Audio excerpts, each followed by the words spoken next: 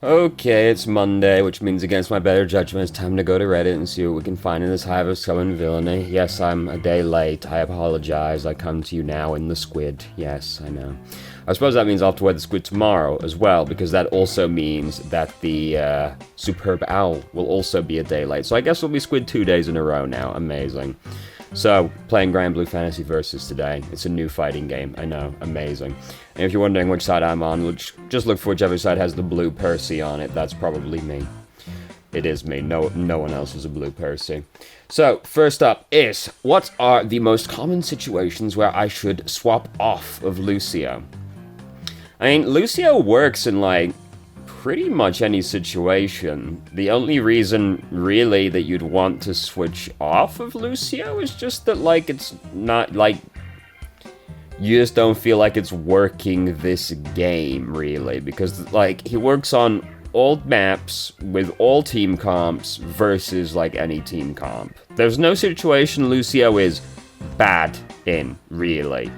The worst situation Lucio can find himself in is there's a Sombra on the enemy team, but Sombra's not exactly a hard counter to Lucio at the same time, right? Like, as long as you're mindful of the fact there is a Sombra, the worst thing is that you can end up using Sound Barrier, and then Sombra just ults immediately afterwards. So you're trying to, instead of you're trying to hold the Sound Barrier till after she's used Emp. Because if you use Sound Barrier and she has Emp, well, there goes your fucking Sound Barrier, brother. Sad times for you. So you need to either be assured that she doesn't have it when you use Sound Barrier, or just wait until she's already used her ultimate, and then you use Sound Barrier, which is gonna be varyingly difficult depending on the situation, because the Sombra might specifically be searching for you constantly. Your team, they might have a lot of ultimates where you want to use Sound Barrier to try and save your teammates, in which case you're gonna usually probably end up having to use it before Sombra's used her Emp.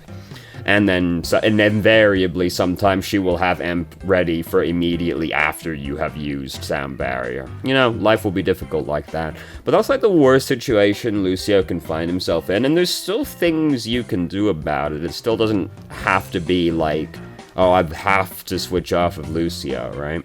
And here's the thing as well, like, at the end of the day, if your best support hero is Lucio, don't, like, change off of Lucio to a hero that you are worse at, because, like, you know, you feel like, oh, I need to be playing Baptiste because we're playing Bunker, or something like that.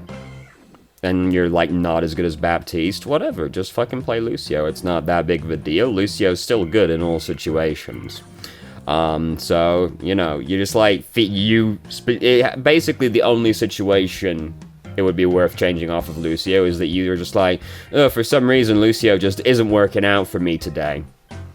Which will happen sometimes, you know, it doesn't matter who you play. Like, some days it's just not going to work out for you, you know. Outside that, there's really not any reason. So there you go. So next up is, why are tanks the most impactful role and DPS considered the least impactful?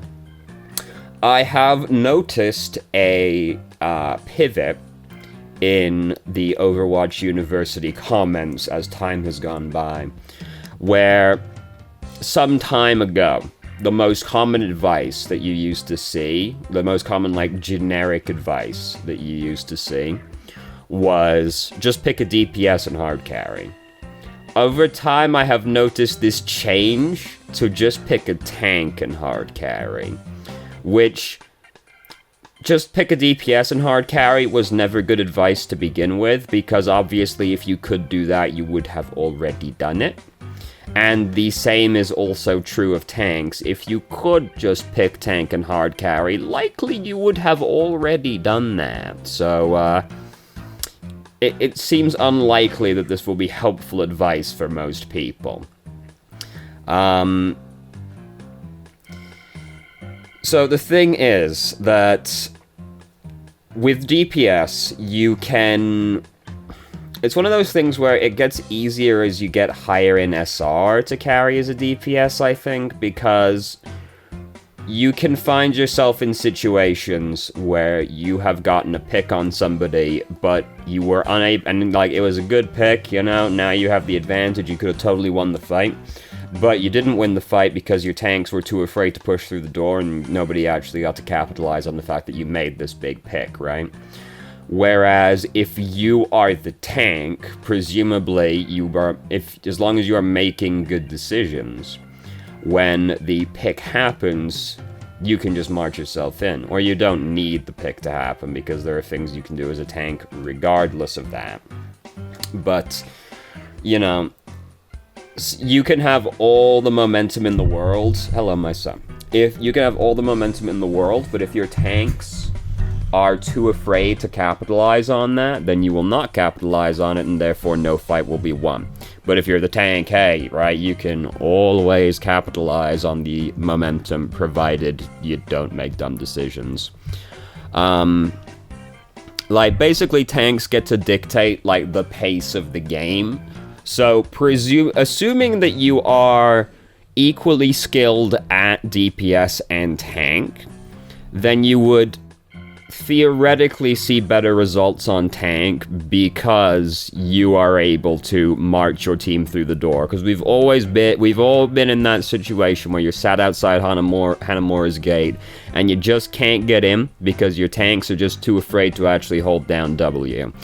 You can always hold down W. The trick is holding down W at the correct time, which is hard to do sometimes. So, I mean, that's like the basic gist on why people say this, essentially. I don't think that tank is the easy hard carry role, though. I think this is Reddit gravely over-exaggerating a situation where they're like, hey, you know, tanks are strong right now, even though they always were, actually. And now, because tanks are strong, hey, easy hard carry, right? Just pick tanks, because they're strong. Tanks were always strong, right? It's just that people on Reddit are extremely fucking stupid. So, I mean, that's the reason why they say it. I don't think that it's true, necessarily, because it's not... Like, whether or not you climb is not decided by the role you pick, it is decided by your skill as a player, more than anything else, right? Because it's always been this case, where skill with hero is greater than all other possible things, right? Like, meta viability of the hero, irrelevant. Team comp situation, counter pick situation, irrelevant. As long as you are good at the hero you have picked, you will see good results over a long enough time. Which is the key part there, over a long enough period of time. And that's still true now. You will, if you just start picking tank, like, oh, Reddit told me that tank is the hard carry role right now, and you've never played tank before in your life, you're gonna eat shit and not feed and not climb. That's the thing with tanks, is that you have some very high payoffs like that, where it feels great when you earth shatter the entire enemy team and you kill them as a result of that, or when you graviton the entire enemy team and kill them as a result of that. Do you know what feels really bad, though? When you don't block the earth shatter and that exact thing happens to you instead. Which, is the peril of playing tank. There is high payoff and also very high punishment at the same time. So anyway, that's why they think that, anyway. The truth of the statement is, if you're not good at tank, you're not going to see these results. Don't go in having big dreams like that. Right? Just pick whatever you're good at or whatever you want to play and, like, do that. Don't worry about what Reddit says is the hard carry role. You probably, like, if you could hard carry on one roll, you would have already done it, brother. You would have already done it. So, there goes my son. No? Yes? Big think? Alright. Next up is What to play against double hit scan with no shield tank? I mean, you get a couple options, basically. Those are pick a... I'm assuming you're playing not tank in this situation, because you could always just pick shield tank if you were, right?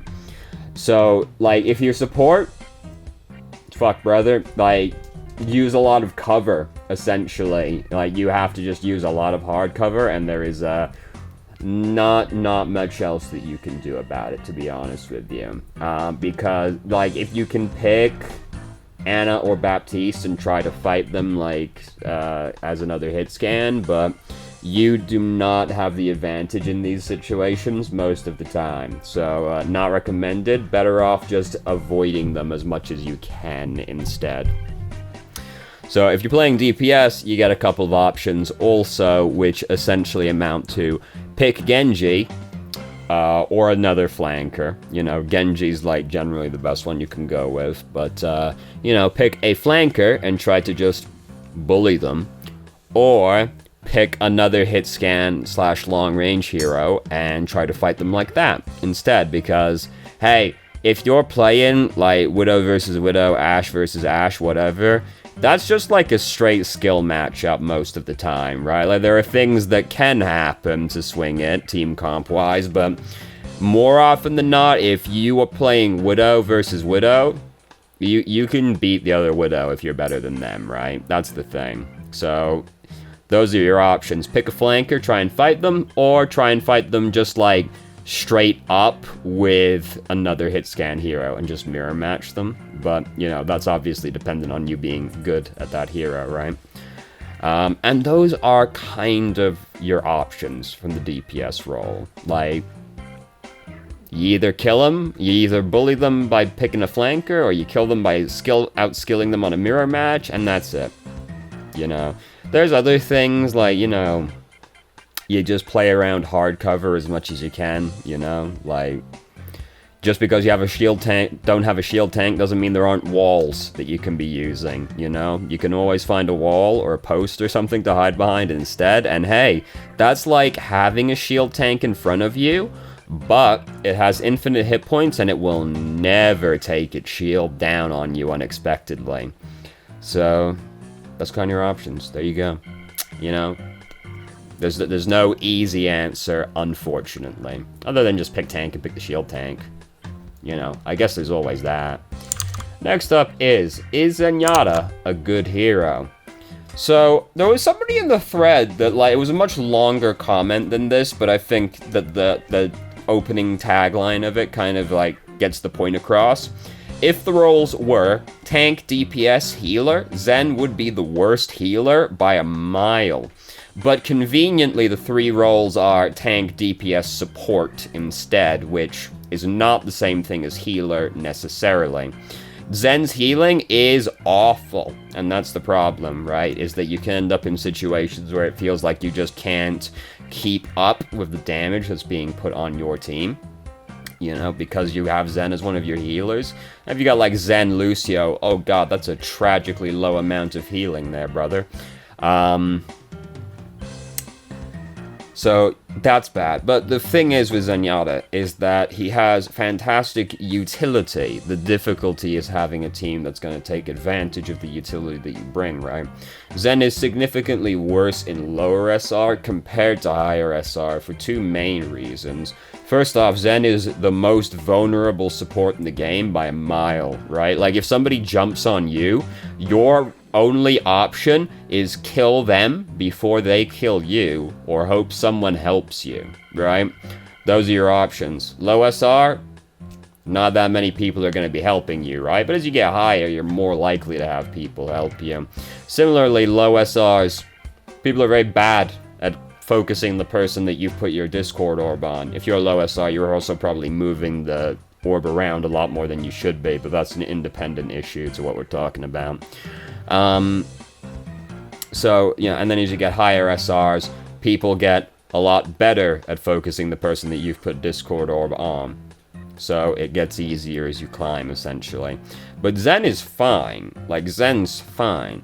The only problem that you can find yourself in is a situation where you have low healing. So you don't want to pick Zenyatta when the other healer is Lucio, Bridget, or Mercy, essentially. Zenyatta needs to be played with a main healer. And ideally, it's one of the higher healing output main healers, because then they are more easily able to compensate for Zenyatta's deficit in this area. But yeah, Zen is a fine hero. It's just that you can find yourselves in these situations where you can't keep up, so try not to pick Zen in, like, those kinds of situations. And, you know, he can find himself against team comps that are very, like, unkind. Like, if you're playing against a coordinated dive team, maybe you should just pick a different hero. Because then, even if your team's giving you all the help in the world, if you are playing Zen against a coordinated dive, you are still going to struggle in that situation, so you're probably still just going to be better off changing to somebody else at that point. Bridget, Lucia, Moira, whatever the fuck, right? And I mean, you know, we talked about Lucio earlier. That's just like the biggest knock against Zenyatta right now, is just that Lucio fulfills a similar role to him. And Lucio is just more blanketly applicable as a hero, right? There is no bad situation for Lucio. There are bad situations for Zenyatta.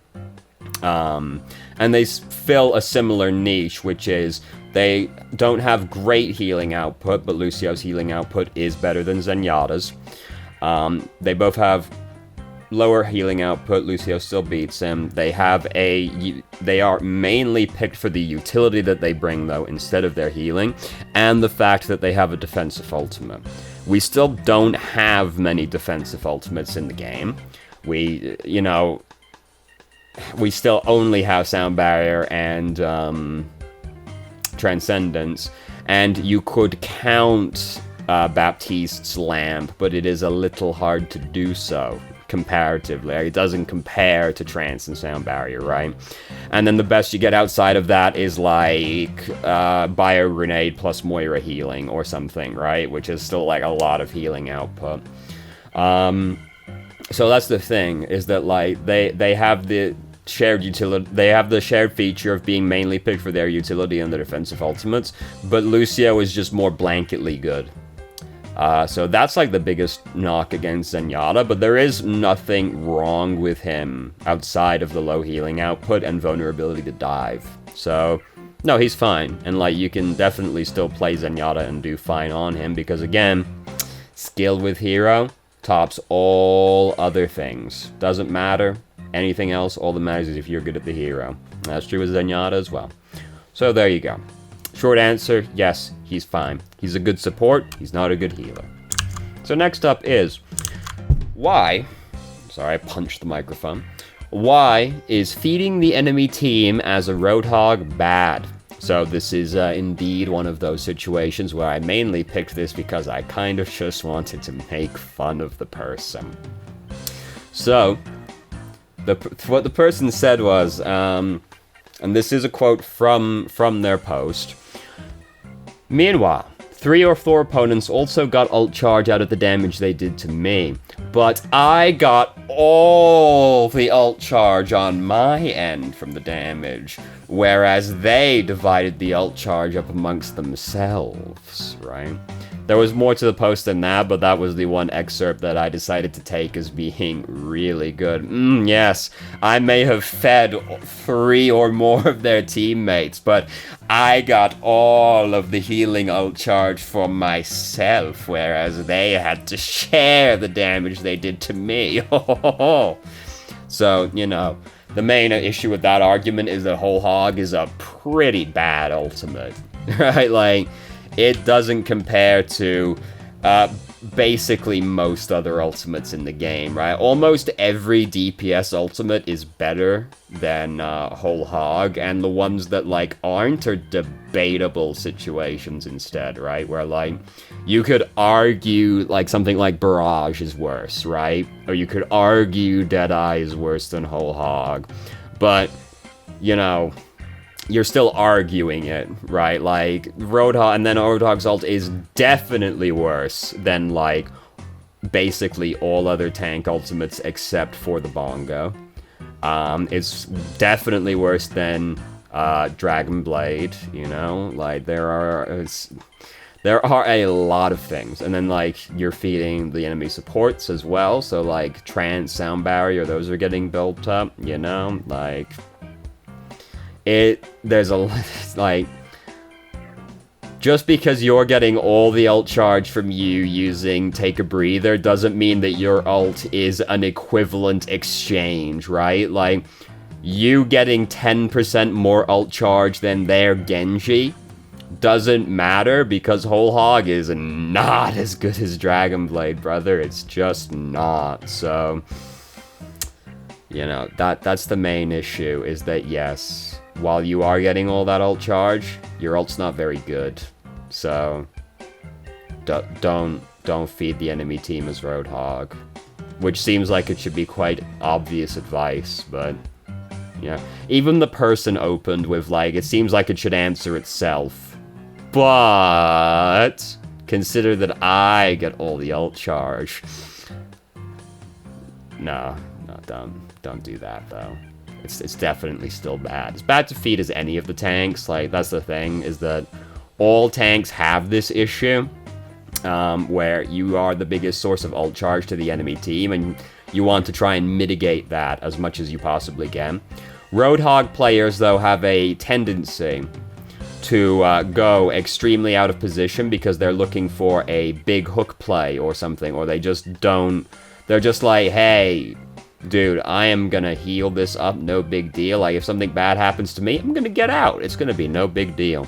So they keep doing it, and they keep feeding more and more because they think they can get away with it because they have this big heal. And the enemy Genji Dragon Blades their team like 12 times, and they wonder why they lost.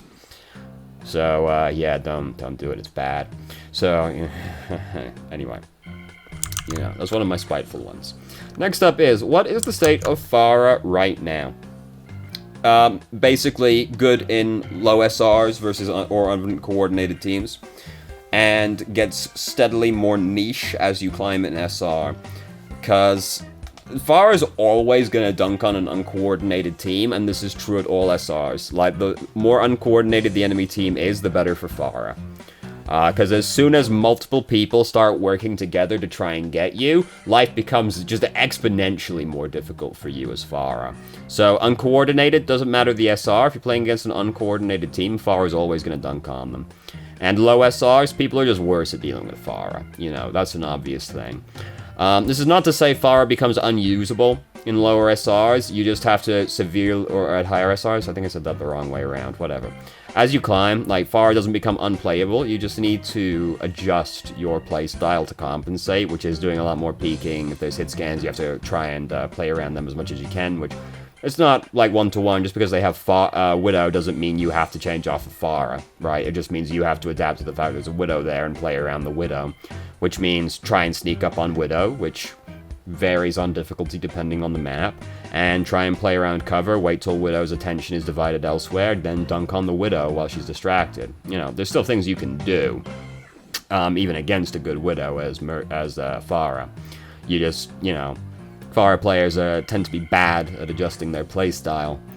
So, you know, that's the main issue for Pharah is there are a lot of counters to her, you know, at this point. There's a lot of things that can deal with Pharah, because there's more hit scan heroes now. Diva has been buffed. She's gotten, like, way better at dealing with Pharah now. So there's that issue of just there being more counters for her now than there were previously. As the game gets older also, the average skill of the player base increases, which means that steadily people get better at clicking on Pharah, you know, so that also is a problem just with time. The inevitable entropy of the universe is an issue for Pharah. And then the other issue is that, with the exception of Ana, every support they've released does not work well with Pharah at all, and there are certain combinations of healers you can have that make Pharah essentially unplayable.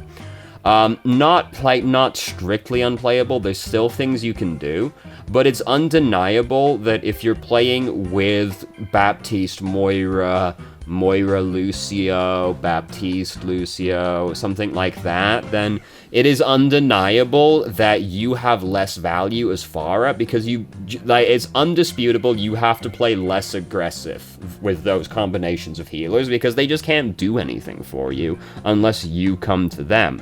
Which means you need to play around cover more, you need to play around the fact that you need to go to them more, and you need to play around, like, health kits more. Like, you need to adjust your playstyle to such a detrimental level that it makes it, like, why am I even still playing Pharah at this point when I can't play Pharah like Pharah, you know?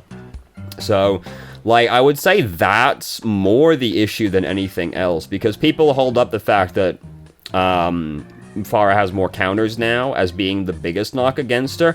I don't think that's the biggest knock against her, because even her counters, it's not like they're complete shutouts. They're still skill-based situations. They aren't, like, outright hard counters. There's still something Pharah can do. But if your healers are Lucio Baptiste, there's nothing you can do about that, right? Like, except just not play Pharah like Pharah anymore. Right? I think that's the biggest issue for Pharah, the fact they keep adding supports that don't play well with Pharah, which just makes it more likely you're going to end up in a situation where you kind of can't play Pharah. And, like, even then, like, you know, you say, yeah, Ana, like, the exception is Ana for the ones they've added, because Ana can heal Pharah, right? Like, if your Ana's bad, she isn't going to, though, right? And, like, it's a lot... It's still... It's difficult for Ana to heal Pharah still, and... Because... if Pharah's going off to, like, Pharah places, Ana can't necessarily have line of sight to her. You know, like, she has... It's more difficult for Ana to keep track of the Pharah, because, I mean, Ana's a sniper, she's looking down her scope a lot, right? She's looking at her teammate, she isn't necessarily going like, oh, where's Pharah? That often, right? So, even though Ana is the exception for the supports they've added so far, like... Even then, you're more likely to get help out of a Bridget than you are of an Ana a lot of the time, to be honest. At least Bridget can throw a fucking armor pack on you, brother, right? Like, not necessarily true for Ana. So that's the biggest problem I think that Pharah has. But so there's you go. The short answer is fine, but depending on your healer setup, very difficult to play sometimes. But fine, better in low SRs versus uncoordinated teams, but I mean, honestly, you can say that about a lot of heroes in the game, that they're better in low SRs versus uncoordinated teams, right? Widowmaker, brother, low SR, uncoordinated teams, great for Widowmaker. Genji, oh, dude, uncoordinated low SR teams are great for Genji. Reaper, oh man, the more uncoordinated and less lower skill they are, better for Reaper, brother. You know, you can say this about so many heroes that it's not even really a slight to say it about Pharah, to be honest, because you can say it for everyone. So, next up, and this is the last question for this week, is... A single taunt can get in my head for days. How do anxious people deal with players trying to get in their heads? So, I mean, this is like talking about people on your team, obviously. Toxic teammates, essentially. Sometimes you have to worry about the enemy team getting in your head, but I mean, I think that's more easy to write off as just like the enemy team trying to get inside your head, right? Whereas it's a little harder to just take it as that when it's your teammates doing it. Like, try to bear this in mind, right, with people who are shit-talking you. First off, like, just, like, mute these people, like... If somebody's being an asshole to you, you're never, like, if somebody's being toxic, you're never going to convince them out of being toxic, right? They'll find something to be toxic about. It's not worth engaging them, unless you're somebody like me who just likes to fight with people. That's the stuff that really gets me going. But if you're not like me, just mute them and move on. You'll never talk them into, like, thinking you're a good player suddenly, right? Like, they're not here to be convinced. They've already decided, so don't interact with them. But, like, bear this in mind, right, with people. There's a few things to bear in mind. This is what I bear in mind with everybody that I interact with online, right? in the next 15 or so minutes, this person essentially ceases to exist, right? Because I'm never going to see him again, in all likelihood, unless I'm in an extremely high SR or extremely low SR. I'll never see them again. Every now and then, you'll run into a guy like 2 matches in a row. But outside of that, you're not going to have that happen often. And you can just, like, wait 10 minutes and then, bam, they definitely cease to exist, right? So that's what I bear in mind, is that, like, these people, once this interaction with us here ends, they cease to exist. I continue to exist, though, so fuck them. Who gets the last laugh in the end, stupid non-existent asshole? Haha! I won. And I mean, but here's the other thing to bear in mind as well, right? If you're playing with this person who's shit-talking you, then there are 2 reasons that this is happening. Which is, 1, they belong in the same SR as you, which means they're in no position to shit-talk. Because if they were better than you, they wouldn't be in the same SR as you, right? So that's the one thing to bear in mind, you know. It's possible they don't have the skill to acknowledge, actually know why you're bad. Because if they did, they'd be able to take that knowledge, impart it on themselves, and then climb. But obviously they can't, right? So they're no better, obviously. What was I going to say? The other thing. The other thing is, the other possibility is that they're a Smurf. In which case, still not worth worrying about, brother. Because that's the equivalent of, Smurfs are like the equivalent of a college player going to a high school, yes, good sentence, or a high school just to, dunk on their basketball players or something, right? You know, is your self-esteem that bad that you have to go and play against people that you know are worse than you to get a boost? And here's the thing as well, is that it always seems like the Smurf is on the losing team, right? You know, isn't that strange how the Smurf's always on the losing team?